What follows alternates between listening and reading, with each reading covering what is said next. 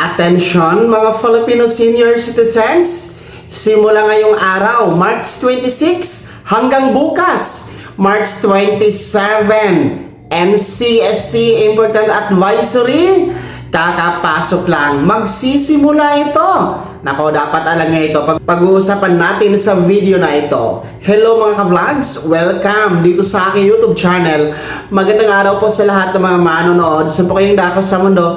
Kumusta mga ka-vlogs? Well, ito kakapasok lang na anunsyo mula po sa National Commission of Senior Citizens or NCSC.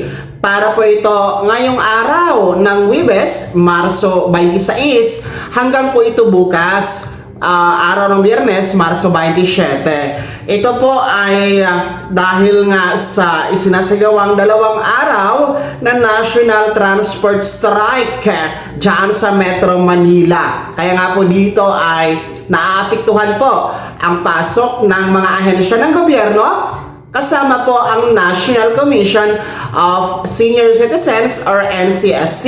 At dahil nga po dito sa National Transport Strike ay magsasagawa po ang NCSC ng 2 araw na work from home, kung saan magsisimula ito sa araw na ito ng Huwebes, March 26 hanggang bukas, araw ng Biyernes, March 27. Kaya po ang ating mga senior citizens ay pinapayuhan na wag pong pumunta sa national office ng NCSC. Kung meron po kayong mga concerns, ay maaaring nyo po yung iparating sa pamamagitan po ng Facebook page official ng NCSC, ang NCSC Philippines. Yan yung official Facebook page nila.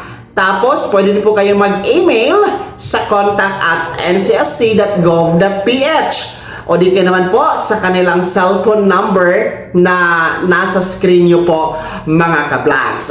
Well, kahit naman po merong isasagawang work from home, simula nga ngayon hanggang bukas, sinisiguro naman po ng NCSC na ang mga cash distribution para sa mga nakatakdang schedule dito sa Expanded Centenarian Act cash gift na 10,000 piso, pati ang Centenarian cash gift cash distribution na 100,000 pesos ay magpapatuloy ito at hindi ito maaapektuhan sa nasabing work from home schedule ng NCSC. So, yung mga cash distribution schedule, tuloy-tuloy po yan. Kumpirmado na ang mga schedule na yan, mga ka-vlogs, at wala kayong dapat ipag-alala, mga benepisyaryo, dahil matatanggap nyo po ang inyong mga cash gift sa mga nakatakdang cash distribution schedule.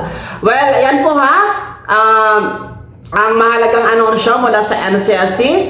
Sana po magtapos na ang krisis sa langis, para balik normal na po tayo. Sana maging titigil na ang giyera dyan sa Middle East, para hindi na po maapektuhan ang buong mundo, kasama na po ang Pilipinas, dahil tayo po ay ang mga naaapektuhan din po dahil sa pagtaas ng sobra-sobra po sa presyo ng langis, and of course the basic needs ay kasama din po, mga ka-vlogs. Kaya naman, mga senior citizens, sana po yung komento at reaction sa balitang ito, ibahagi niyo po sa comment section na nasa baba. Pakilakip ng buong pangalan kung taga saan kayo.